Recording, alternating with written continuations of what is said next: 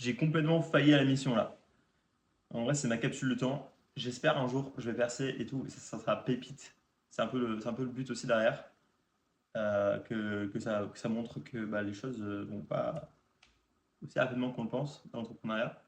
Ça fait 4 mois quasiment du coup que j'ai pas upload une vidéo sur la chaîne. Et je vous fais un récap un peu de ce qui s'est passé depuis. Donc la dernière vidéo c'était les news de février. Et donc c'était le 10 mars. Et en fait, à ce moment-là, tu avais Mika qui me rejoignait à Bali. Puis on a vécu un mois à Bali avec Mika dans sa maison, dans sa villa. Puis moi, je suis rentré en France. Il s'est passé plein de choses en vrai. Enfin, vraiment, je vais commencer par le commencement. En fait, à chaque fois que je fais une vidéo, je regarde la vidéo précédente pour avoir voilà, sur quoi rebondir. Donc il y avait un sujet à l'époque, c'était le personal branding. Je voulais commencer à faire une, un compte Insta, un peu travailler des réels, voilà, faire de l'organique, essayer de ramasser des vues. Et en fait, j'ai tout effacé. Et je vous montre. Maintenant, j'ai plus que deux photos, vraiment. Euh, pour la simple et bonne raison que ça n'allait pas du tout ce que la personne créait. D'ailleurs, il s'est avéré qu'elle n'a pas du tout rempli la part de son contrat parce que j'avais envoyé ensuite des nouveaux contenus bien plus travaillés qu'elle n'a pas monté. Je n'ai pas cherché à comprendre, j'avoue que j'avais un peu la flemme de continuer de toute manière. Je pense que pour faire du personal branding sur les réseaux, vraiment, mais alors vraiment pas déléguer, pas dans un premier temps en tout cas, faut vraiment bah, faire sa DA soi-même en fait, se motiver soi-même, s'imposer les choses soi-même. Et une fois qu'on a réussi à le faire pour soi-même, on peut le faire pour d'autres. Et on peut guider sur une DA, sur ce qu'on veut, sur ce qu'on veut pas, parce que moi il me faisait des trucs hallucinants qui n'allaient pas du tout avec mes valeurs, quoi. Voilà pour ça. Vitrio, c'était une agence de nettoyage de vitres pour des commerces ou pour des bureaux. Donc ça, c'est carrément au point mort en ce moment. On a testé plusieurs choses tout de même. On avait fait de la publicité, on a eu quelques leads, mais c'est pas la folie en fait. Je pense que les dates sont coupées entre temps. En fait, là, j'ai peu de nouvelles de mes deux cofondateurs, parce que l'un est en vacances au Canada et puis il a une vie de famille. Enfin, du coup, c'est un peu compliqué le genre, je vous avoue. Et moi, de mon côté, j'avais chopé une liste de 10 000 personnes sur Google Maps. Et puis j'avais envoyé du coup une salve d'emails à tous ces gens. Sauf que beaucoup de mails pourris, puisque bah, j'avais pas de réponse du tout, c'était des mails de contact, en fait, je ne parlais pas aux dirigeants qui pouvaient être potentiellement intéressés. Puis je pense que aussi, tout simplement, le marché est déjà, alors, on savait, hein, est déjà fourni, c'est-à-dire que le besoin est déjà, le besoin est déjà une réponse au besoin, dans le sens où il y a des gens qui viennent travailler au black et qui demandent est-ce que je te fais tes vitres voilà, devant chez toi. Mais on voulait faire un truc propre, un truc plus sérieux, un truc fiable et légal. Et bon, bah, ça n'a pas trop pris. Bon, je ne sais pas exactement tous les tenants et les aboutissants de pourquoi ça ne fonctionne pas, hein. J'ai peut-être des raisons qui m'échappent, mais c'est un peu mon analyse. Donc Vitrio, ça dégage. Pour la conciergerie, du coup, quand j'étais à Bali, j'étais en train de discuter pour avoir les premiers contrats. Alors j'en ai signé quelques-uns, mais j'ai loupé un contrat dans le Vaucluse. J'étais vraiment dégoûté parce que c'était un bon contrat. J'ai chopé un joli contrat, moyen contrat, on va dire, dans le Vaucluse. Euh, j'ai chopé un moyen contrat aussi vers Saint-Maximin et quelques petits contrats dans les alentours de Barjol. Et je déconseille de prendre des petits contrats.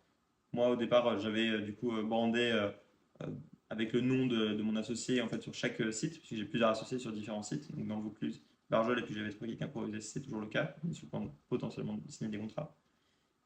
Euh, et, euh, et en fait, j'avais du coup appelé ça conciergerie Brunet, conciergerie Roudil, parce que voilà, je voulais que ça fasse très une petite, que ça sonne comme une conciergerie locale. Et en fait, il y avait trop de leads qui n'étaient pas assez qualifiés, qui n'étaient pas assez gros en fait. Nous, ce qu'on cherche, c'est des biens qui sont un minimum 300 euros à l'unité. Et bon, voilà, on a eu quand même pas mal de merdes comme ça. On a eu un logement d'ailleurs où je me suis tapé une mauvaise note, dégoûté parce que c'est une note qui est sur mon Airbnb. Je me suis pris 2 étoiles parce que en last minute, en fait, on s'est rendu compte qu'il y avait un logement qui avait de la moisissure. Donc on ne savait pas. Et donc je me suis pris les retombées. Donc on a dégagé ce contrat. Et puis là, on va potentiellement signer un gros contrat pour le coup à Barjol. Une maison qui coûte 7 000 € la semaine, donc c'est cool. Et qui est juste à côté de chez moi en plus. Et donc là, on va continuer à faire de l'acquisition à partir de septembre. Donc pour l'instant, on n'a pas des masses de biens en gestion, hein. Je veux dire qu'on a l'équivalent 3 biens. Je vais dire 3 parce que c'est un peu. Ouais, même 2,5.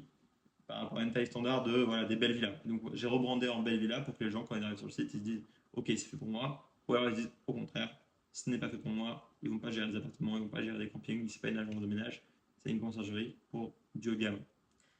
Donc voilà, on a essayé de se lancer aussi sur Paris. Je vais en parler dans un instant, hein. Mais ça, c'est pas un très bon spot parce que la loi fait que maintenant la commercialité est beaucoup plus difficile d'accès.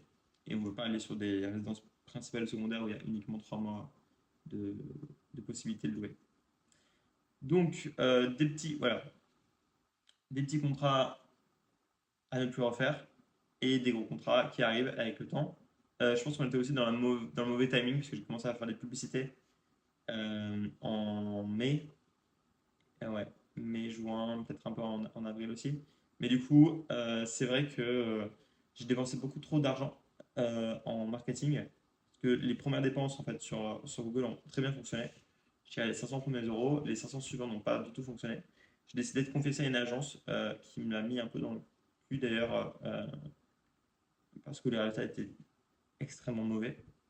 Je vous recommande. En fait, j'arrive toujours pas à savoir si c'est l'agence qui est mauvaise ou si c'est Google qui est mauvais. Je pense que c'est l'agence qui était pas folle. Enfin, concrètement, on était sur limite un lead pour 1 200 € par mois. Donc, vous imaginez un petit peu.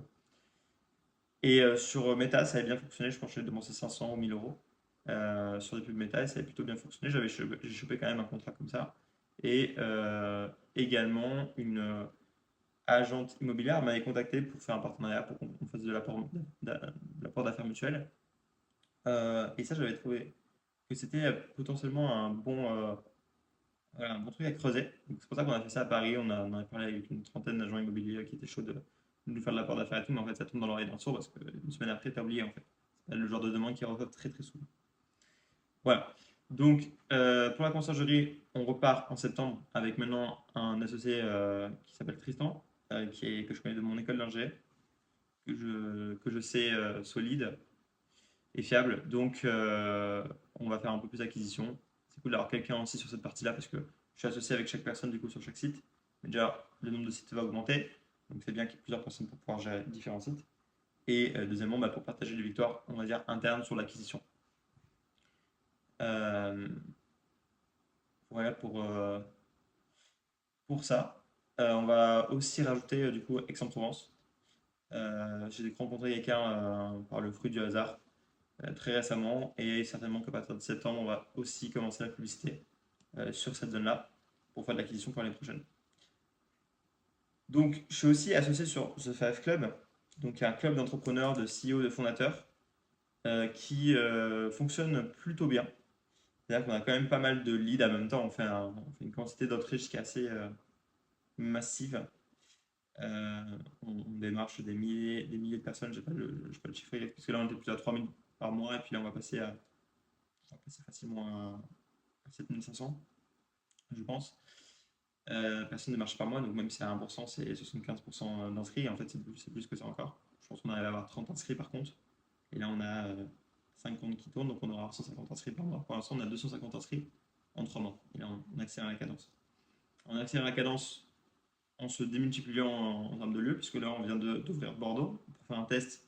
Est-ce que c'était aussi intéressant d'accueillir des freelances ou des petits fondateurs comme moi qui démarrent? Et donc le modèle c'est un abonnement de 50 € par mois avec 7 jours d'essai pour pouvoir participer, 10 jours d'essai pardon, pour pouvoir participer à un premier événement et se faire une idée de est-ce que ça vaut le coup ou pas. Et c'est vrai que là j'ai l'impression que ça ralentit un petit peu. Alors je pense que c'est parce que c'est les vacances. Hein, on est le 2 juillet donc forcément ça ralentit un petit peu. Et aussi, je pense que on va voir au fil des mois, mais que le churn va être assez important parce qu'on propose des dîners. Alors, c'est du coup des dîners tous les mercredis soir et un after work par mois, mais c'est vrai que ça peut ne pas être suffisant.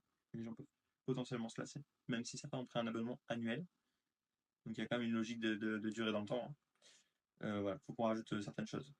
Le fit entrepreneurial avec mon associé sur ce projet, il est bon, relativement bon. Il y a des petits trucs qu'on n'est pas d'accord, bien besoin quand même de pas mal discuter. C'est pas parfaitement simple, on va dire. Euh, et on avance comme ça et puis on verra ce que ça donnera. C'est vrai que c'est un sujet un peu touchy pour moi, ce club, parce que je me pose la question de est-ce que j'ai vraiment envie de faire ça, de continuer à faire ça? C'est un truc qui pour l'instant marchouille. Si ça freine et que ça ne marche pas par exemple en septembre, c'est sûr qu'à un moment donné je vais laisser tomber. Parce qu'il faut savoir aussi avancer, comprendre que quelque chose ne marche pas. Pour l'instant on a des indices que ça marche, c'est pas encore clair. Il faut qu'on trouve d'autres moyens de faire de l'acquisition, de la conversion surtout, parce que l'acquisition elle est bonne. Il y a des gens qui sont intéressés et ça convertit pas suffisamment. Alors, peut-être parce qu'on est surpricé. Certaines personnes nous disent qu'on est sous-pricé. En fait, ça dépend vraiment des personnes, hein. Si on a affaire à des top CEO, on est sous-pricé. Si on a affaire à des gens qui veulent faire du business, mais qui sont des petits funders, bah forcément, on est peut-être voilà, 50 euros, c'est pas un no-brainer, c'est voilà, ils réfléchissent, est-ce que ça va être rentable pour eux? Donc voilà. Sinon, pour Stayfluence, j'ai rencontré un dirigeant d'accord au salon de Vivatech. Donc, Stayfluence, c'est complètement en pause jusqu'à ce que j'ouvre de nouvelles fonctionnalités, que je crée de nouvelles fonctionnalités, que j'ai pu me payer avec la subvention French Tech Tremplin. Euh, donc en freelance pour le développement de l'application. Et en gros, en septembre, on va potentiellement faire un test avec la marque, enfin une des marques, deux des marques, je ne sais pas exactement comment ça va se faire, d'accord, hôtel, et puis sur un autre modèle, sur le modèle suivant, qui est de non plus faire payer uniquement 14% à l'influenceur, mais beaucoup plus, de faire payer l'influenceur. Donc, pour rappel, Stephen, c'est une plateforme qui met en relation des hôtels, du coup, maintenant, et des influenceurs pour échanger de la promotion contre un gros discount. Ce gros discount, il va être de 50%. Donc, ça fait 50% de l'hôtel. C'est un peu staycation, mais ici uniquement pour les influenceurs avec contrepartie. Et H24, pour le coup, c'est pas juste au dernier moment. Et moi, sur ces 50%, je vais toucher du coup pas 5% des 50, mais 5% des 100. Donc voilà, ça fait du 45,5 pour l'hôtel et pour moi.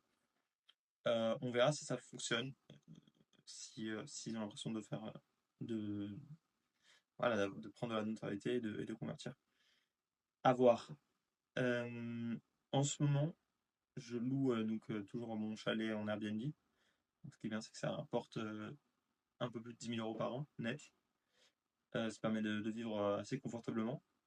Et là, je réfléchis à investir.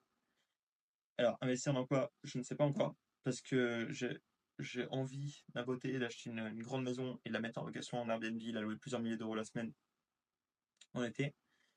D'un autre côté, c'est mettre tous ses œufs dans un même panier. Si j'achète une maison à 500 000, faut qu'elle fasse 60 000 € par an pour réussir à rembourser le crédit. Ce qui est quand même 12 semaines à 5 000 €, enfin, c'est quand même quelque chose. Et je vois pas aucun moyen de la rentabiliser le reste de l'année. Donc c'est pas tip top, je trouve, comme investissement. Je pense aussi à faire du rachat d'entreprise en ce moment. Donc ma mission là, c'est de me renseigner. J'ai regardé un petit peu hier. J'ai notamment vu une conciergerie qui a 120 biens en gestion. Je sais pas quel type de bien, mais voilà, ils revendent 250 000 €. Et je sais qu'on peut aller faire du crédit à la BPI pour faire du rachat d'entreprise. Et potentiellement aussi qu'on n'est pas obligé d'apporter énormément du coup en apport pour se lancer là-dedans. Il faut juste que voilà, le business soit rentable, que l'image soit bonne, que, le, que les contrats soient bons aussi, que ce soit des villas et pas juste des appartements. Mais ça peut m'intéresser du coup de racheter une entreprise dans ce domaine-là, que je connais déjà un peu brièvement, hein, parce que ça fait qu'un an que je suis là-dedans, ou bien autre chose. Donc voilà, il faut que je m'en renseigne un peu plus. Alors, dernière chose, il y a du coup, avant même d'aller à Bali, moi ce que je voulais faire, c'était ce que j'appelais un fast lab, c'est-à-dire réunir des gens très compétents pour construire des SaaS, puisque c'était mon délire, et puis c'est toujours, hein. Euh, Très rapidement, tester très rapidement le marché et abandonner si c'était pas euh, une bonne voie, si on considérait que c'était pas une bonne voie. Et donc, on l'a fait chez moi quand je suis rentré en France. J'ai deux amis ingénieurs qui sont venus à la maison et on a designé, développé et marketé une appli qu'on avait appelée Toucan, qui permettait à des sales, donc dans des équipes de vente, d'être conseillés en temps réel pour vendre, faire face à des objections, en amont avoir des informations sur l'interlocuteur, en aval de pouvoir remplir un CRM, d'avoir des conseils post-appel sur qu'est-ce qui aurait été bien de dire, qu'est-ce qui n'était pas bien de dire, et aussi pour l'équipe managériale de faire un suivi de l'adoption de certaines méthodes, donc améliorer l'efficacité des équipes de sales. Alors, il se trouve qu'il y a pas mal d'outils sur ce marché, on s'en est rendu compte quand même assez vite évidemment. Euh, on pensait avoir une valeur ajoutée parce qu'on était européen, il y avait quand même des outils qui existaient aussi sur le marché européen, mais on pensait qu'il n'y avait pas une adoption encore suffisamment forte pour qu'on n'ait pas à manger. Or, en fait, il y avait quand même un assez faible taux de réponse positif quand on démarchait le management des équipes de sales dans des boîtes qui avaient des équipes de sales. Et en plus, la feature principale qu'on a développée, c'était l'analyse en temps réel, alors que eux, c'était plus intéressé par exemple par le remplissage du CRM. Et encore que le taux de réponse était assez faible. Donc, l'environnement ultra concurrentiel aussi, le développement ultra rapide de l'IA, qui fait qu'on s'est retrouvé en bullet point 2 semaines plus tard sur une slide de Google. Et en fait, j'allais dire concurrence, j'allais dire faible taux de réponse et le développement rapide de la technologie ont fait qu'on a laissé tomber ce projet relativement vite. C'est bien je dirais 10 jours, 14 jours, on a quand même laissé tomber. On a quand même passé du temps aussi hein, pour s'assurer que c'était viable ou non. Et après ça, du coup, on s'est associé sur la conciergerie. C'est là où on a démarché pas mal d'agents immobiliers pour faire des partenariats, pour essayer d'avoir un canal d'acquisition qui ne coûte pas trop cher, sauve du temps. Et dernièrement, on a créé une application qui sort incessamment sous peu. Je crois qu'elle est disponible sur le Play Store, pas encore sur l'Apple Store, qui s'appelle Picnic et qui est une application pour faire des pique-niques le dimanche midi, qui a vocation à devenir virale. Le but, c'est de rencontrer des inconnus autour d'un pique-nique. Donc ça se base un peu sur de manière maintenant les applications sociales, comme les Tamlets qui réunissent des gens pour dîner, mais en beaucoup moins cher. Allez, par exemple, sur Tamlets, c'est 15 euros le ticket, 25 euros le restaurant. Chez nous, ça sera les victuailles en fait. Ça coûte 8 euros d'avoir un très bon pique-nique par personne, et encore, pour les plus assecs, 5 euros, on mange correctement. Donc, beaucoup moins cher. Nous, on fera payer 3 euros le ticket, ou bien en fait pour l'aspect viral, on proposera de ne pas payer, mais d'inviter 3 autres personnes, pas forcément à ce pique-nique, mais à utiliser l'application pique-nique. Ça s'appelle PIK NIC. C'est forcément sorti quand vous regardez cette vidéo. Parce que ça va sortir vraiment incessamment sous peu, demain ou après-demain. Donc allez faire un tour sur ça, ça peut vous intéresser. Bravo et merci d'être resté jusqu'ici. Et je vous dis à la prochaine dans un mois ou deux pour les prochaines news.